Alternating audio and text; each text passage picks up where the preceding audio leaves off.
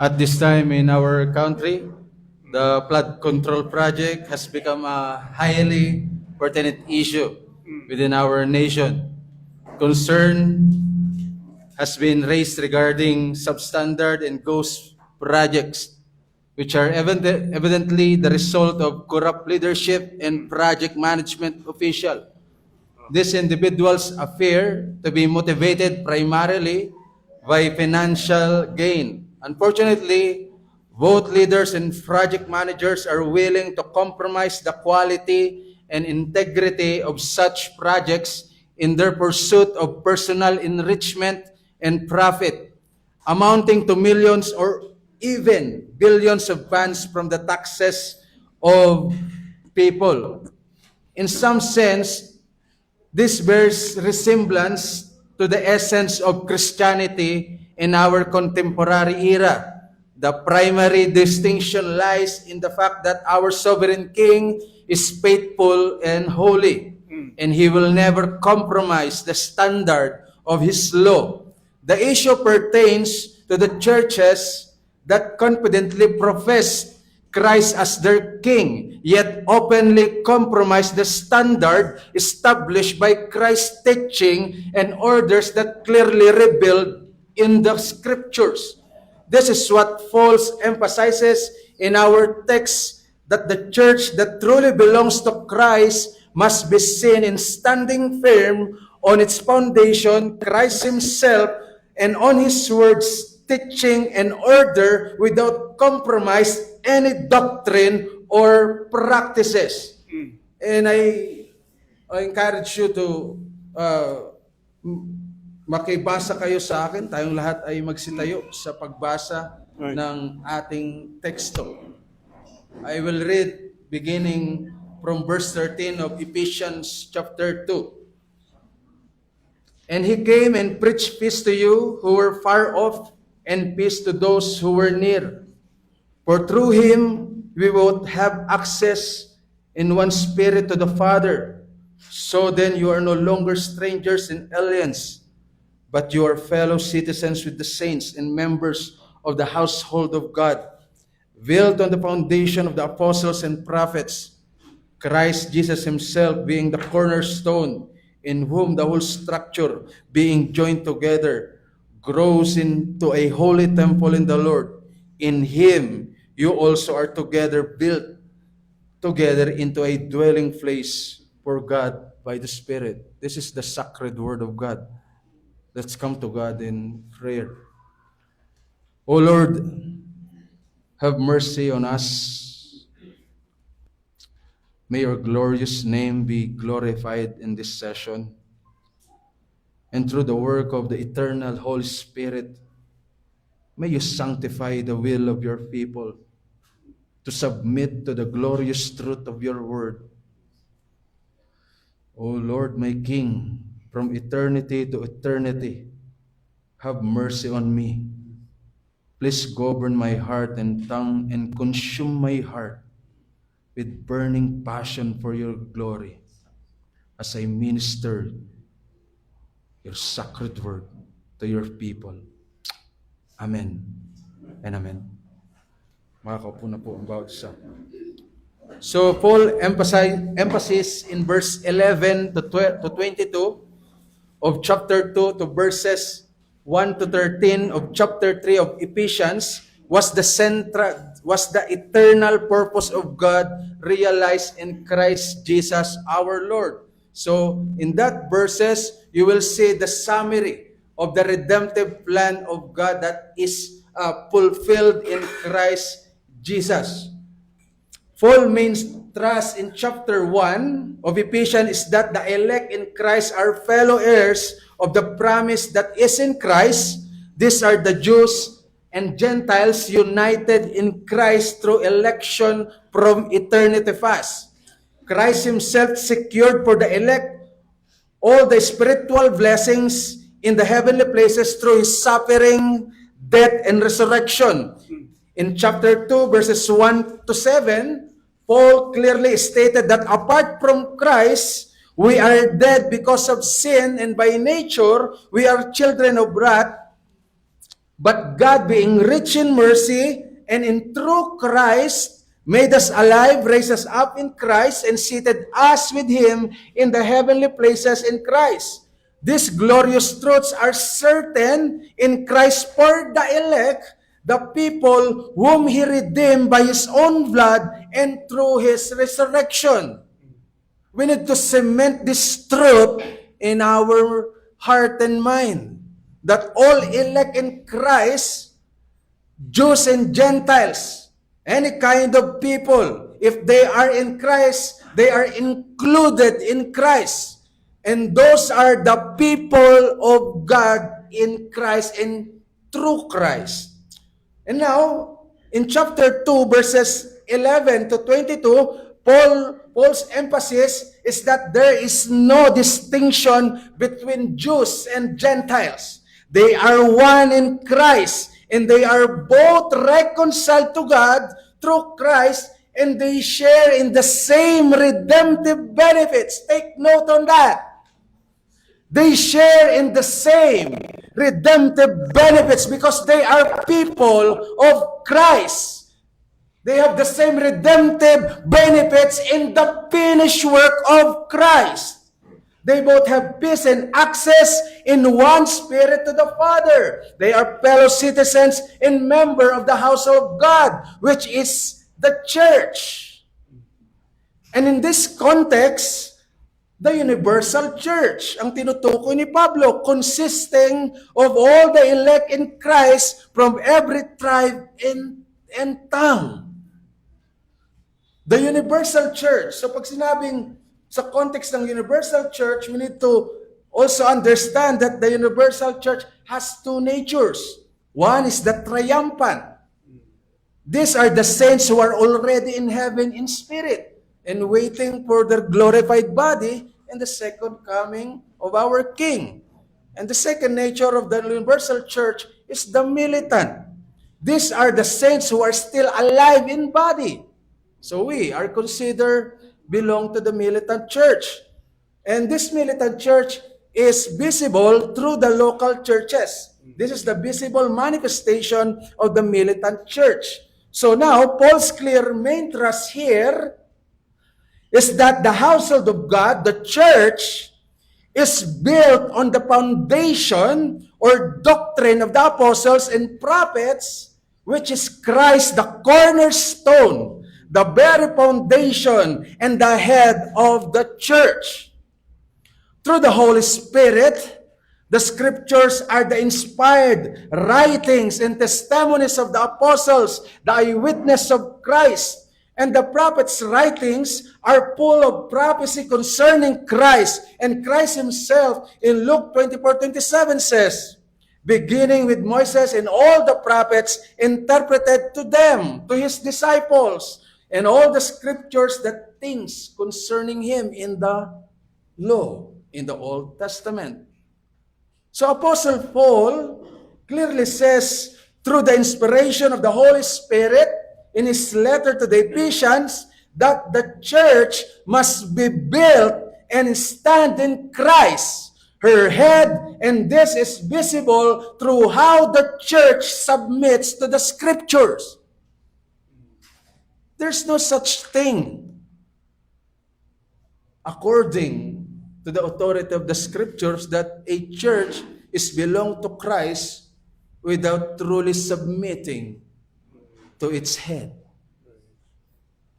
So my message, therefore, a church that is truly of Christ must stand in submission to the scriptures. Ang tunay na iglesyang pag-aari ni Kristo ay dapat tumitindig sa pagpapasakop sa salita ng Diyos, sa mga banal na kasulatan. If your understanding of the solus Christus is limited to the doctrine of salvation only, you've missed the glorious experiential application of solus Christus. And this is the problem of modern day reform kuno. Do you think solus Christus is only about salvation in Christ alone? Ang babaw niyan. Ang babaw niyan. Solos Christus is not only about salvation in Christ alone. Salvation is the benefit in Christ being the head of the church, because the church He obtained with His own blood. So you will appreciate the doctrine that salvation in Christ alone if you understand the very nature, the very doctrine that Christ is the only head of the church. And the church is His body. And He obtained that body through His own blood. Therefore, to experience the visible, or while we are living in this body, to experience the benefits of Solus Christus and Sola Scriptura is in the context of a church that is truly in submission to Christ and standing and conforming to the Scriptures, from which the threefold office of Christ is experiential. If you are a Christian,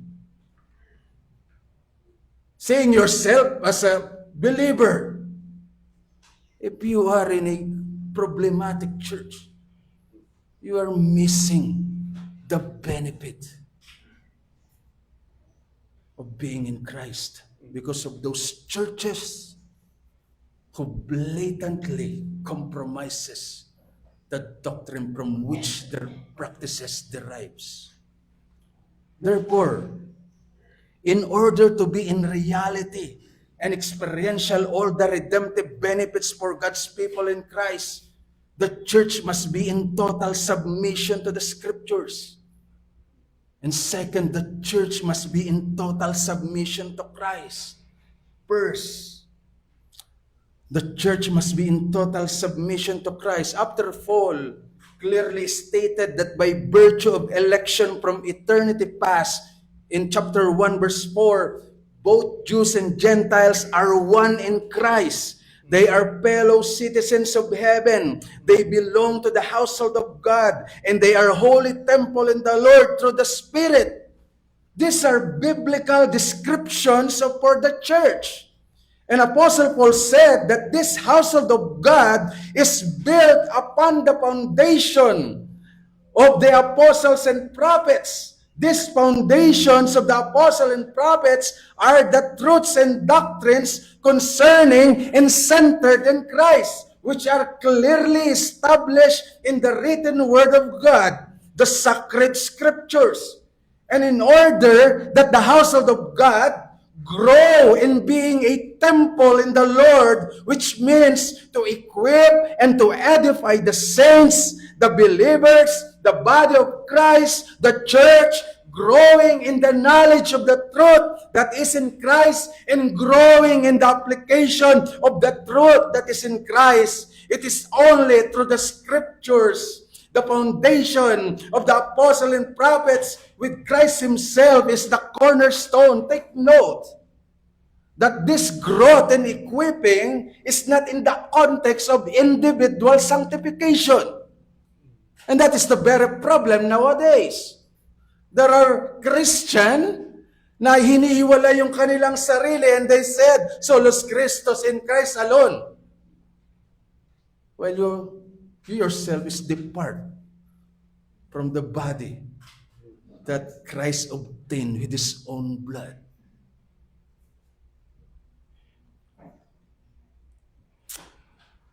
In our text, it is clearly in the context of the church. Because you can't experience being built in Christ apart from the church, from which you will experience all the means of grace that are pointing and centered in Christ. These are the means by which Christ builds, edifies, and sanctifies His people through the church, which faithfully administers all the means of grace that Christ Himself ordained for His church. There is no other means for the church to be built up, to grow according to the will and order of God, apart from its rightful foundation, the scriptures. Therefore, the church must be in submission to the totality of the authority of the scriptures, which the church only means to grow in the truth, where she must stand and conform. That is the application of sola scriptura. It is visible, experiential in the church. So apart from the totality of the authority of the scriptures, a church will never be built in accordance with the application of the order of its foundation. Apart, take note, not picky. We need to apply the totality of the authority of the scripture. Hindi yung pinipik mo lang kung ano yung gusto mo. And pag-contradict sa yung subjective, preferential, objective, babaliin mo. Sola scriptura also means tota scriptura. This is the problem and sad reality in our era. A lot of so-called evangelical churches, and I would say some as they call themselves Calvinistic churches, confidently say that they are of Christ while blatantly disregarding and disobeying the proper application of the gospel in the life of the church, which is visible in their doctrines from which their practices are derived. Your practice in your churches are the mirror of your doctrines. You cannot deny that. That's the reality. These churches are not churches that are being built and growing on the foundation from which the true church must be built. These churches are degenerating from the truth. Some are because of their arrogance, some because of their ignorance and incompetence in the study of the scriptures, and some are willful. And this is the warning from the Lord in Revelation. Remember, therefore, from where you have fallen, repent and do the works you did at first. If not, I will come to you and remove your lampstand from its place unless you repent. Alam niyo ang context niyan? Hindi nawawala ang kaligtasan. Ang context nito is yung 7 churches sa Asia Minor. They are known as the local churches. At ang sinasabi dito ng Panginoon, kung hindi ka magsisisi sa kasalanan mo, tatanggalin ko yung identity mo bilang lokal na iglesia sa akin. And if a church is not totally conforming to the truth of the scripture, they are deviating from the truth. And time will come through their doctrines and practices, through those manner, the removing of lampstand is made visible. Therefore, a church that is truly built and constituted in Christ is a church conforming to the scriptures. Its life, doctrine, practices, and worship are fully in submission with striving consistency to the totality of the application of the truth of the scriptures established and centered in Christ. This is the very conviction and cry of the reformers, that sola scriptura, the totality of scripture, is the authority of the scripture. The totality, the tota scriptura is the sola scriptura, the highest authority in the church. As John Wycliffe said in his third works, Holy Scripture is the highest authority for every believer, the standard of faith, and the foundation for reform. Scripture alone is the final rule and ground for doctrine and practice of every believer in church. Apart from the totality of the authority of the Scriptures, a church is not a church that is owned by Christ. My challenge, as a church owned and loved by Christ, may we strive in submission and grow in conformity in accordance with the rightful application of the truth of the Scriptures. May we strive on that. Second, the church must be in total submission to Christ. The word built in verse 20 has a compound Greek word, epoikodomeo, which is the word ephe and okoidomeo. In the original sense, okoidomeo means to erect a building, to found, and to establish. And ephe is a primary proposition meaning superimposition. So in the context of our text from which this word is used, it shows a clear message from Paul that there's no other foundation from which the saints, the church, can be erected, be found, and be established to grow as a holy temple, but in and through Christ alone. Take note. Paul is consistent in his theme about the unity of all the saints. Jews and Gentiles is being joined together in the Lord. Paul is speaking in verse 22. Observe this. Paul is speaking in the first person in verse 22. And in him is second person, which is Christ. And then you, the Gentiles, third person. You, Gentiles. So, nakikita nyo ba kung anong ibig sabihin ni Paul dito? Jews and Gentiles are being what? Built together into a dwelling place for God by the Spirit. There's no different benefits. They are one in Christ. And this is the body of Christ. This is the household of God. This is the church. So that, and take note, Paul uses a Old Testament language here that only Jews can understand. The temple in the New Testament or in the Old Testament represent the presence of God, right?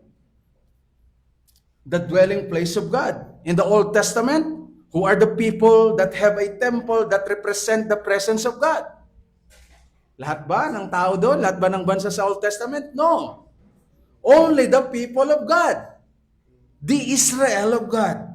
And now, in our text, Paul is using this language, but not for the Jews, but for the Gentiles.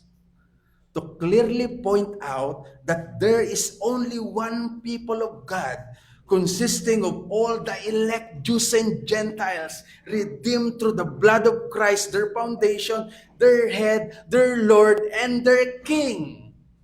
For in Him, Christ, all the prophecies, types, and shadow in the Old Testament concerning the promised redemption for the people of God are fulfilled and anchored in Him. And the New Testament, which is the testimony of the apostle, the eyewitness of Christ, is all concerning the fulfillment of Old Testament promises in the person, life, words, commands, and finished works of Christ. Paul strongly stated that the household of God, the church, is built on the foundation of the apostle and prophets, not in the apostle and prophets, but under to the apostle and prophets foundation, which is Christ, the only head and King of the church. Therefore, if Christ is the only foundation, head, and king, total submission to Christ is our rightful duty as His people. Therefore, our life, doctrine, and practices, whether in a personal or church context, should be under, governed by, and consistent with the perfect will of the foundation, the head, and king. Therefore, any doctrine and practice that is contrary and inconsistent with the implicational application of the benefits from the finished work of Christ is against the headship of Christ. Therefore, it is contrary to the solus Christus. It is against the government and will of the King. We must understand and cement this on our mutable, subjective, and stubborn will that solus Christus is not only about salvation in Christ alone, but solus Christus is about the preeminence of Christ. For in Him, for by Christ, all things were created in heaven and earth, visible and invisible, whether thrones or dominions, or rulers, or authorities. All things were created through Him and for Him. He is before all things. In Him all things hold together. And He is the head of the body, the church. He is the beginning, the firstborn from the dead. That in everything, He might be preeminent. And now, who are these churches who blatantly compromise the order of the King? You have no right to do that. And if you are doing that, maybe as the language of the reformers, maybe they are reprobate.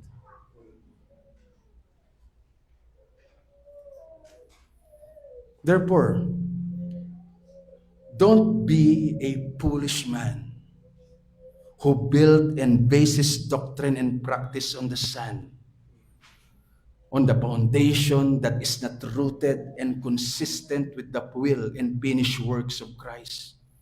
Christ is the only foundation, head and king of the church. Christ Himself said, on that day, many will say to me, Lord, Lord, did we not prophesy in your name? Did we not preach in your name? Did we not teach in your name? But the Lord will cast out them. And these people will say, Lord, Lord. But the Lord said, not everyone who say to me, Lord, Lord, will enter to the kingdom of heaven, but the one who does the will of my Father who is in heaven. What is this will? The perfect will of the Father. Kaya nga yan yung apila ni Paul. Sinabi niya sa Ephesian elders, alam ninyo sa sarili nyo, how I did not shrink from what? From proclaiming to you what? The whole counsel of God. Kita niyo yung problema sa history? If wicked men are in the office, the church will suffer. And if the person or if the men in the office are incompetent in studying the truth of the Scripture, the church will suffer. We must proclaim the whole counsel of God to the people of God. And that is the will of the Father. Beware. And in the same chapter of Matthew chapter 7, Christ Himself said, beware of the false prophets who come to you in sheep's clothing, but inwardly are ravenous wolves. You will recognize them by their fruits. Beware. There are good people who are not saved, and there are organizations that practice acts of mercy under Christian names that are obviously false churches. So if our understanding to recognize false prophets and churches is not the truth from the scriptures, but in the good action and bad testimony, you will compromise the truth, because in this warning from the Lord, ang tinitignan mo lang is yung fruit, not the truth. Truth, doctrine, practice, and life must go together. Remember, we are not saved by good works. We are saved by grace alone, in Christ alone. And that is truth. So therefore, beware of false prophets who are proclaiming compromises truth. So if our standard to recognize false prophets and churches is not the truth from the scriptures, we are in great trouble. Therefore, we must recognize false prophets and churches by their doctrines, practices, and lives. The Word of God is clear. A church that is truly built and owned by Christ is a church that is governed by Christ through His Word and striving to be conformed to the will of its head in their doctrines and practice. John has said, therefore, the Pope is not the head, nor are the cardinals the whole body of the Catholic Church. Only Christ is the head, and His predestined are the body, and each is a member of that body. Therefore, if Christ is the only head, we must in reverence submit to His supreme kingship. My challenge, prove that you truly understand the application of solus Christus in doctrine, practice, and life. Prove. O aming dakilang Diyos, tulungan mo kami, Ama, na limutin ang aming mga pagmamataas at isuko namin, O Diyos, sa iyo ang aming mga ego at magpasakop sa iyong otoridad. Kahabagan mo ang bawat kapatid, ang mga iglesia, mga manggagawa na nandito, Panginoon. Sa inyong biyaya lamang mangyayari, Panginoon, na kami ay magkumahog, na magsikap, na kami, O Diyos, ay mabago, hindi ayon sa tingin namin nakatanggap-tanggap, kundi ayon sa panukala na inyong itinatag para sa amin. Sa inyo, O Diyos, ang lahat ng papuri, kaluwalhatian, kadakilaan. Amen. Amen.